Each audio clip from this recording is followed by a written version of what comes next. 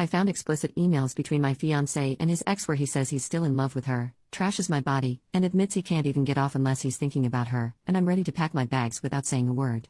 My fiancé, Dale, and I have been together for 5 years. We are as solid as I guess anyone thinks they are before something like this blindsides them. I am in total and complete shock. I'm just sitting here shaking. I can't even cry yet.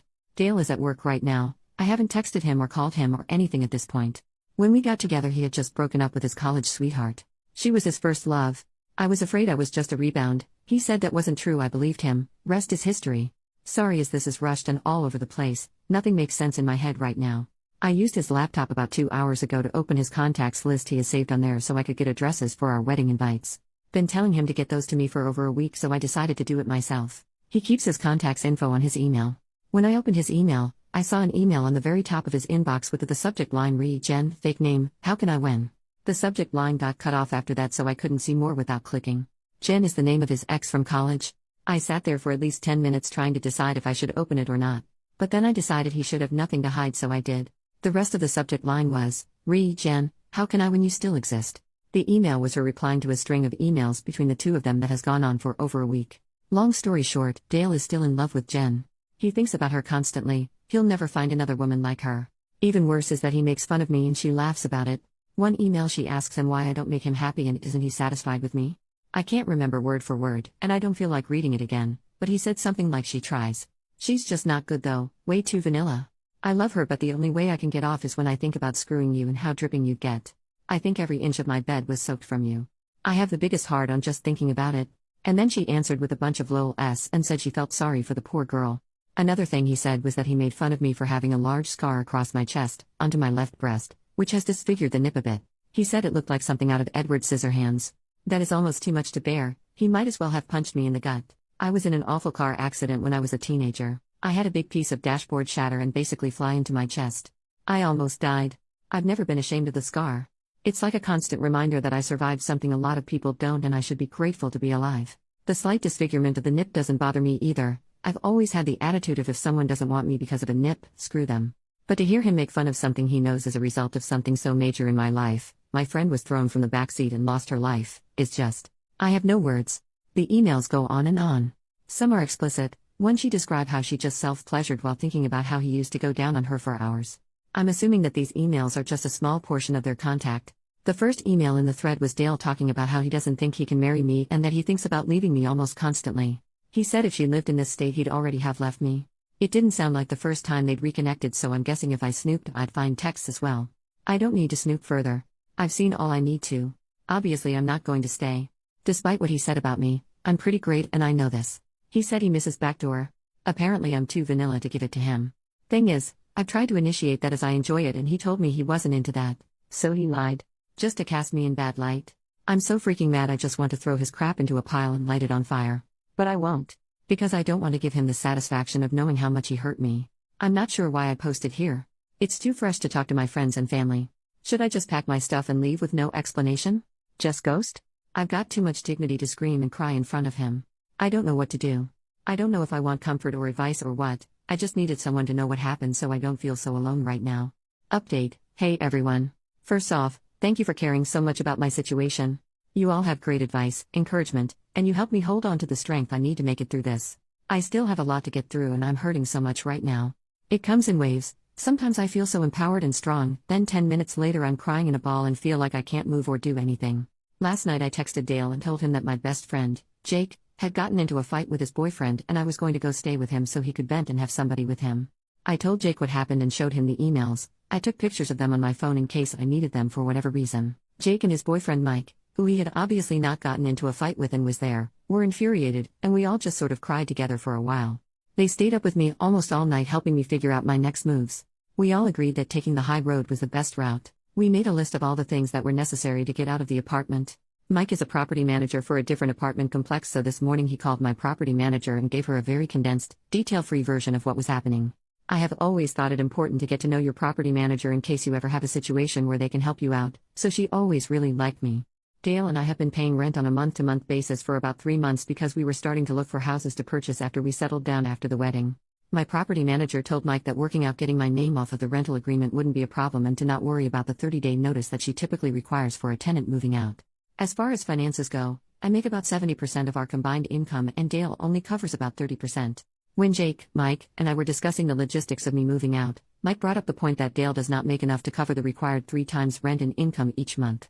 Meaning he will most likely be given notice to move out if he cannot find a roommate fast. We lived in a 1-bedroom, so I doubt he'll be able to find someone quickly who is willing to sleep on a couch versus having their own bedroom. Especially since I purchased the couch, so there isn't even one there anymore. The thought of this brings me great pleasure, as I'm sure you can imagine. Jake and I each called out of work today and we rented one of those mover pickup trucks. We were pretty organized after making our list, and it only took us a couple of trips to get my stuff out and into Jake and Mike's garage for the time being. Dale texted me a couple of times asking how Jake is and if I'm coming home after work tonight. I told him I'm already home, not exactly a lie, I was there at the time, and then I said Jake was going to be okay and that I just couldn't believe how awful people can be to the people they love. Dale agreed and said that he was glad he had such a good girl like me. It was tempting to say something about how I'm just so vanilla that way.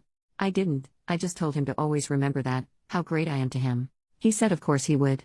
That felt pretty satisfying, and I hope he does remember that every day for the rest of his life. Whoever it was that posted about the vanilla ice cream idea, Jake, Mike, and I laughed about that hysterically last night. It was the first thing that made me laugh like that and maybe the only thing for a while, so thank you for that. I didn't end up ruining any of Dale's stuff. I didn't print out the emails and send them to his family/friends. I didn't do anything destructive or spiteful. However, after all my stuff was out, Jake and I made a trip to the grocery store. I took that poster's advice and I bought one of those big plastic tubs of vanilla ice cream. I left it on the counter with a note and my engagement ring. I wrote, I know vanilla isn't your favorite flavor, but this is the only vanilla you'll be eating from now on. XOXO. I mean, I am human. I had to leave him with a little bit of a bang. So here I am, staying with Mike and Jake for a while. Finding an apartment will be no issue for me. I'm comfortable financially on my own with a stable job. I have to deal with the deposits I put down for the venues for both the wedding and the reception. I can't right now, I'm too much of a mess emotionally. I will by the week's end though, as I know I can't put it off any longer if there's any hope at all of getting refunded. I had already booked our honeymoon, but I did pay the extra for insurance if the trip needed to be cancelled. I honestly don't really know what exactly the insurance covers. I'll have to look into it. Whether or not I can get a refund for Dale's ticket, I will be going on my first trip out of the country on my own and I am happy about this. It's one bright thing to look forward to through this whole mess. I will sell my wedding dress, which was a low-cut dress by the way, and showed my scar off as much as a wedding dress can. I guess Dale would have found that gross. Or maybe I'll burn it. Burning it sounds kind of fun because I've been holding back so much on not being destructive in a time where I would have found great, albeit temporary, pleasure in burning everything Dale has ever owned. Burning my dress is something I can do privately that will still be satisfying. I can scream and cry and throw rocks at it, pour lighter fluid all over it, watch it burn, and then cook a s'more over it. Because I love s'mores, so why not? I am walking away from Dale with my head held high. The best revenge is to walk away as dignified as possible and to not sink to his level. I was close with his family, but I'm not going to worry about what he tells them. I am positive it won't be the truth. There is no way he's got the balls and decency to tell them what he did. But I know what he did, he knows what he did, and all the people who truly love me and who I am close with will know what he did. That's all that really matters. Though it's nice to have those emails just in case Dale tries to take things too far or something. I'm going to be okay. I'm having one of my empowered moments, though I just spent the last hour in the bathtub sobbing. Like I said, waves. Jake told me that Dale isn't worthy of my quirky nip, and I agree. When I got in my accident, I was lucky that the shrapnel didn't pierce my heart.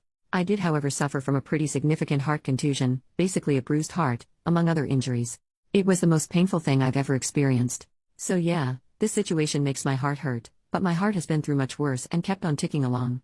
Sorry if I rambled a lot. Posting this to you all is like a form of therapy, and the more thoughts that pop up in my mind, I just write them down for you all to read. I haven't told my family and other friends yet. I'll be tackling that soon. I'm glad the invites hadn't already been sent, at least I don't have to send out a cancellation notice. I deleted Dale off all social media and blocked his email address. I didn't block him off my phone yet because, honestly, I'm curious to his reaction. I can promise you all that I will not respond at all. Not to a single text or call. But I can't help but be interested to see how he reacts. I will block him tomorrow though. Mike told me that the second his messages turn ugly or hateful because I'm not responding, block him. He doesn't want Dale to hurt me any more than he already has. He's right, and I really do plan to block him regardless by tomorrow after seeing his initial reaction. I guess that's all I have to update. Thank you all for caring about me. I will continue moving forward, and I will never stop wearing clothes that show my scar. I've never hidden it before, and I'm not going to let some jerk make me feel like I should. From the bottom of my heart, thank you all for your love. You gave amazing comments and messages. I will never forget the nice things you all have said to me. Seriously, thank you. P.S. I think I will dress up as Edward Scissorhands for Halloween. Edit. So last night got pretty crazy. It started with Dale playing dumb and asking what was going on, and what did he do? Like I promised all of you, I didn't respond. The jerk knew exactly what he'd done. He just kept texting and kept texting. One text that I found particularly infuriating was, "I can't think of anything I have done to deserve this. Whatever you think I've done isn't true. I'm sure you just misunderstood and I can explain. I mean, damn, you didn't have to be so dramatic and just leave me like this." I love how he was already saying that I just misunderstood what I think he's done and that he can explain. He's such a crappy person that he wouldn't even just come out and admit to the emails and say he's sorry. And then to call me dramatic. The texts progressed into angry ones. Here is a string of texts from him, word for word, except that I corrected some grammar because his grammar is ridiculous. Each text was probably sent about 2 minutes apart, sometimes less. Just so you understand the level of crazy here, I will refer to myself as L in these because he uses my name a lot and my real name starts with an L, so seems appropriate. I blocked him after this, by the way. Baby, you know how much I love you. I'm at a loss right now. I don't understand. Why won't you answer me? I just tried calling. L, please pick up. We are getting married. I thought you cared about me. I guess I was wrong. I guess you are cold-hearted. L? Baby? Are you okay? At least answer me so I know you are okay and not hurt or something. Seriously? L. Seriously, you're a beach. I didn't mean that. I'm just getting really worried and upset. He took about a 20-minute break between that one and this monstrosity. You know what? I did mean that. You're a effing beach for doing this. If you were unhappy, you should have told me. I can't believe you would do this to me. I love you. You are just like your father, but even worse because at least your mom is a cunt and so are you, so who can blame him? Don't ever contact me again or come crawling back, and good luck finding a guy who will love a effing circus freak bitch. Lol lol lol, dumbass. So that's when I blocked him. I know nothing he said was true, but still. This wasn't just an email to his ex, this was something he sent to me directly. I cried a lot after that one. It hit me pretty hard. This is someone I was planning a future with just a couple of days ago. He was so sweet, as far as I knew, obviously. He used to kiss my hand almost every morning. It's just such a shock, it's hard to wrap my mind around it. Last night was a really tough night to get through for me. I keep reading back what I wrote in this update last night, and it helps to keep me feeling strong. I keep reading all of your lovely comments and messages from the original post, and it helps to keep me feeling loved and strong. Jake and Mike are wonderful, and I'm lucky to have them to hold my hand and help me through this. Though his texts hurt me, they also reaffirm that he's a spineless weasel and that I 100,000% did the right thing by leaving. He's making it really easy to get over him. Sorry this got so long. I wanted to really include you all in what's happening. Thanks for checking in on me and caring about what happens to me. Love to you all. Little update. I had a lot of people PM me asking if there were any signs that Dale was a jerk so they know what kind of red flags to look out for. Honestly, no. I wish I could say yes to that so I could potentially prevent others from going through what I did or something similar. He was very attentive and loving. He never once made fun of my appearance. To my face, he seemed to appreciate my ambition and independence. I never felt controlled or criticized for being a financially stable, educated woman. I had a therapist after I lost my friend in the accident. My father had also walked out earlier that year, so we were discussing this and how I hadn't seen it coming. My therapist told me that people can make you see whatever they want you to see, but that they can't keep up the facade forever. Things almost always come to a head eventually. The only thing you can do is be secure enough with yourself to understand that the faults of others has nothing to do with you. Just make sure you surround yourself with enough good people that you can afford to lose one or two along the way. I suppose that would be my advice on the matter. Love people openly and let yourself be loved, but always keep hold of yourself and make sure you have yourself covered should someone let you down along the way. As far as the dress goes, I believe I will take the advice of many of you and donate it to flood victims. It is a beautiful gown. I think what I will burn instead is my reception dress. I've got to burn something. Second update. Hey Reddit. I am doing great. I haven't spoken to Dale since our split, though he did show up at Jake and Mike's place twice and they had to basically shoo him away, and he would send flowers and cards to Jake and Mike's place for me for close to 3 months before giving up. I have no idea what is happening in his life these days, which is a wonderful thing. I ended up going on my honeymoon alone and it was fabulous. I went to Spain and had such incredible experiences. And the food. You all, it was wonderful. About 5 months ago I bought a home. My very first home. Just a small little starter home, and it's not much, but it's mine and I love it. I've also done a fair share of traveling. Mostly by myself because there is something just empowering and magical about traveling by yourself. Quiet moments alone, just taking in amazing sights and experiences. Though I've also traveled with Jake to Canada, which was a very fun trip, and had a Vegas trip with 5 other friends. As far as my romantic life, I'm having fun. I'm staying single, and I would like to stay single for a while. Unless I meet someone who just sweeps me off my feet. I have met some men during my travels and around the city that seem to have no problem with my circus freak scar though. So that's about it. I am forever grateful to how much you all rallied around me and lifted me up during a very low time. It meant and still means so much. You are all wonderful, kind people. Even when I logged on to this account today for the first time in months, I still had people messaging me words of encouragement as little as 2 weeks ago. That is, not to sound corny, sort of magical. That complete stranger shows such compassion. Thanks for being rad, Reddit.